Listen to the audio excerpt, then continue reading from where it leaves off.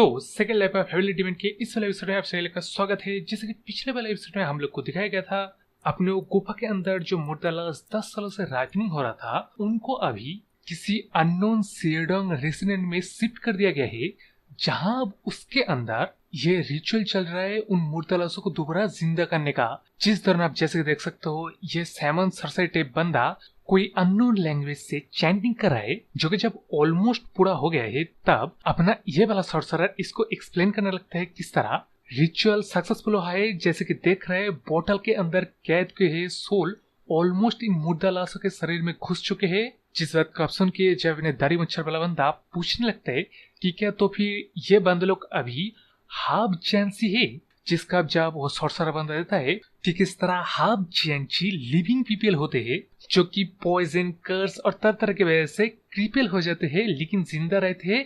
इस वजह से उनको हाफ जिंसी कहे जाते हैं। फूल जो जैंसी होते हैं वो लोग मरे हुए बंदे लोग होते हैं, लेकिन अभी ये लोग रिचुअल की मदद से जो चीज क्रिएट करे ना, वो डिफरेंट होते हैं, क्योंकि ये बंदे लोगों का सोल सेपरेटली इनकी शरीर में रखा जाता है। इसका मतलब ये बंदे लोग जिंदा है, जिनके बॉडी के ऊपर कॉर्प्स एनर्जी से इंफ्यूज करके न्यू सोल को डाला जा रहा है, जिस वजह से इस तरह के मुर्दला से कुछ हद तक अपने आप ही चल फिर सकते हैं। और जो सबसे बड़ा इंपॉर्टेंट चीज, इस तरह के मुर्दला से मार्शल आर्ट का इस्तेमाल कर सकते हैं।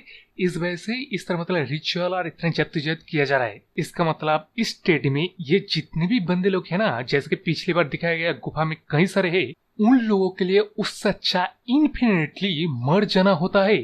मतलब समझो, हमारे यहाँ जैसे कि घोस्ट होते हैं, भूत होते हैं, उसी तरह चाइना में भूत को जियांची कहा जाता है, जो कि फुल्ली मरे हुए होते हैं और अपनी इंस्टिंक्ट के ऊपर एक्ट करते हैं। और जो हाफ जियांची होते हैं वो भी अपनी इंस्टिंक्ट के ऊपर एक्ट करते हैं। लेकिन अभी जो रिचुअल की मदद से बनाया जा रहा है ना, ये समझो बंदे को दोबारा जिंदा ही किया जा रहा है। जिस बात का सुन के अपने दरी मुच्छर वाला बंदा पूछने लगता है कि तो फिर जिंदा क्यों है, इन बंदलों को कंट्रोल कैसे करा जाए।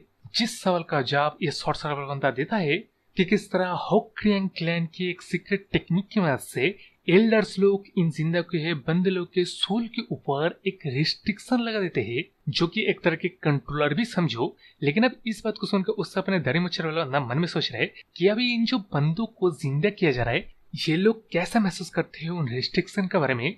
ये तो सिर्फ ये जिंदा के बंदे लोग ही कह सकते हैं। लेकिन अब यहाँ हम लोग को दो इम्पोर्टेंट चीज पता चलता है। जब ये दाढ़ी मुच्छर वाला बंदा आगे सोचता है कि किस तरह ये जिंदा है बंदे लोगों ने होक्रियांग क्लैन के ऊपर अपने जो लॉयल्टी को प्लेज किया है, तो पहला जो इम्पोर्टेंट चीज है, क्या ये मुर्दालास के बंदे लोग विलिंगली होक्रियांग क्लैन के मतलब इस तरह स्लेव बनना डिसाइड किए, या सॉर्सर के दौरान जो बंदे लोग सर्वाइव किए उनको वही राइपनिंग करने के लिए मतलब कॉर्प्स एनर्जी इंफ्यूज करके रखा गया है, जिस कारण स्टोरी में तो हमें आगे जाके पता चलेगा। लेकिन अब दूसरा जो इम्पोर्टेंट बात है वो है यार, ये होक्रियांग क्लैन, इसको याद रखना। मतलब यारो, इनके क्लैन का लिटरल काम मुर्दा बंदों को जिंदा करना है। जो आप जैसे देख सकते हो, रिचुअल पूरा हो जाने के बाद ही ये मुर्दा लाश से उठने लग गए है। इस वजह से वहां से सेंसर हम लोग को हमारे दो डिवाइन फिजिशियन को दिखाया जाता है, जिनसे मिलने के लिए रिवर मार्शल अलायंस के लीडर खुद आए हैं।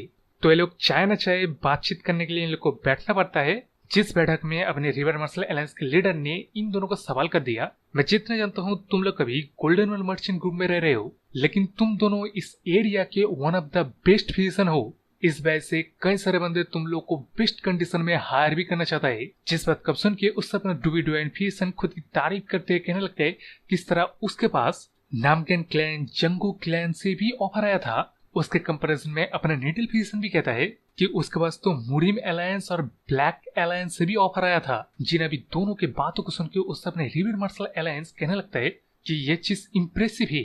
इस वजह से मैं और भी ज्यादा क्यूरियस हुए जा रहा हूँ, तुम दोनों ऐसा क्या देखे गोल्डन वर्ल्ड मर्चेंट में कि तुम दोनों वहां पे ज्वाइन करना चूज किए। जिस साल का जब उससे अपना डूबी डिवाइन फिजिशियन देता है कि उसे ऐसा कोई बंदा मिल गया है जो उसकी ट्रू वैल्यू को जानता है। ये बात आप लेकिन बोलते हो, उससे अपना डूबी डिवाइन फिजिशियन मन में सोच रहा है कि वो कभी नहीं बताएगा किसी को भी कि उसे थ्रेटन किया गया है इस वजह से, और ऑब्वियसली वो हेवीली डिमोनिक कल्ट का बंदा है इस वजह से भी। लेकिन इससे अपने नीडल फिजिशियन के कहते पता है कि यार वो एक बेट हार गया था, लेकिन सिर्फ यही वजह नहीं है। जिस बात को सुन के उस तरह अपने रिवर मार्शल अलायंस के लीडर को झटका लगता है कि क्या इसका मतलब तुम दोनों कहने की कोशिश करो कि तुम दोनों गोल्डन वर्ल्ड मर्चेंट के ग्रुप में लॉयल नहीं हो, बल्कि उस सेकंड सन के पास अपनी लॉयल्टी को प्लेज किया है, जिसका जवाब तो उससे अपना डेल्फिसन एकदम ही ऐसा देता है कि हाँ एकदम ही सही, तू भाई स्पॉट ऑन है, अपने को कोई फर्क नहीं पड़ता गोल्डन वेल मर्चेंट ग्रुप का क्या हुए, अपने को इससे बस फर्क पड़ता है कि सेकंड सन को कुछ नहीं होना चाहिए। जिस बात को आप सुन के इस तरह बेबेरो ये रिवर मार्शल एलायंस का लीडर सोचता है कि ये दो फ्यूजन अगर इनके रिवर मार्शल एलायंस में आ जाए ना, तब इनके रिवर मार्शल एलायंस दुनिया को रूल करने लायक बन जाएंगे। इस वजह से वहीं पे वो डिसाइड करता है कि उसे अपने टेसन से तो एक बार न एक बार मिलना ही पड़ेगा। तो अब वो मुलाकात तो देखने में मजा आएगा, लेकिन अगले चैप्टर में हम लोग को देखा जाता है अपनी सोसो को, जिसका भी नींद टूट रहा है। टूटने के बाद ही वो सोचता है कि किस तरह उसने एक सपना देखा अपने टेसन के साथ। वो सपना काफी अच्छा था, काफी वार्म पीसफुल एक सपना था। जिन बातों को आप सोचते हैं, जैसे देख सकते हो अपना सोसो एकदम ही ग्लो कर रहा है, और ग्लो करने के बजाय अपने टेसन का वो सोल ऑगमेंटिंग डिमिनिक आर्ट है, लेकिन अब उस वजह से अपने सोसो ने ओवर स्लिप कर दिया है।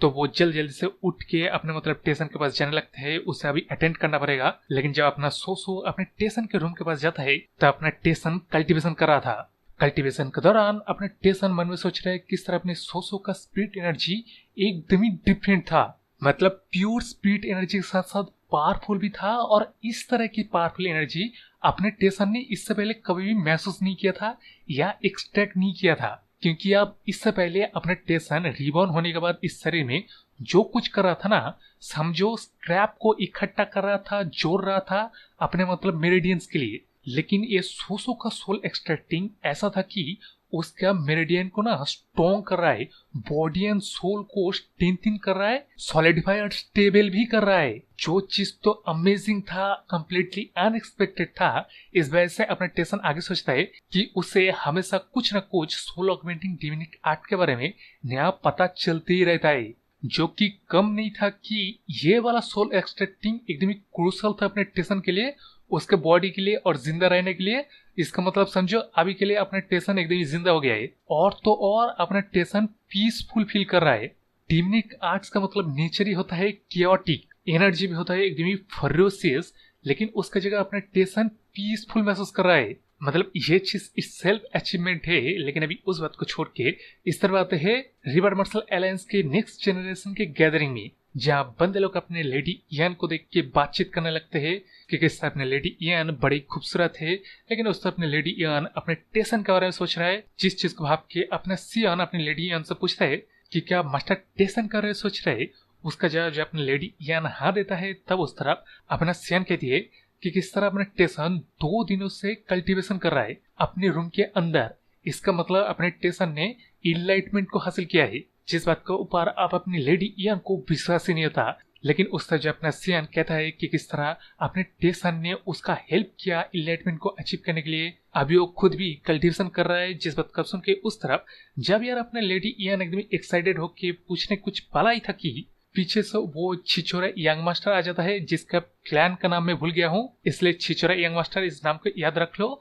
जो कि कहता है अपनी लेडी इयान को, अरे लेडी इयान आप यहाँ अकेले क्या कर रहे, आपके फियोन्से कहाँ है। जिस बात का सुन के उस अपने लेडी इयान से ग्रीटिंग जब पेश करता है, तब उस अपने छिछोरा मास्टर कहने लगता है कि चलो ये अच्छा हुआ, क्यों ना आप हमारे साथ एक ड्रिंक के लिए ज्वाइन कर ले, मेरे दिमाग में कई सारे अच्छे अच्छे जगह है। जिसका जब उससे अपने लेडी इयान नहीं देती, तब उससे अपने छिछोरा यंग मास्टर कहने लगता है कि क्या आप हेजिटेट कर रहे हैं उस मर्चेंट की वजह से।